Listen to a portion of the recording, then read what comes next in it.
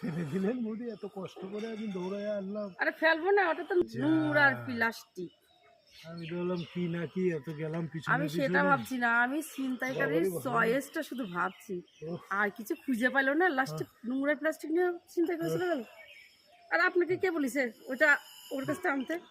আরে আমি তো জানি আপনি কিছু তো নিয়ে যাচ্ছেন, দৌড়ে চলে যাচ্ছেন নিয়ে সব যেমন ছিনতাইকারী তেমন লোক। ওই নোংরা প্লাস্টিকটা আবার আমাকে নিতে হলো, ও নিয়ে যাচ্ছিল ভালো হচ্ছিল, আমার আর ক্যানেলে ফেলতে হতো না। আমি তো জানি আপনি অন্য কিছু হয়তো নিয়ে যাচ্ছেন, তার জন্য দৌড়াচ্ছেন।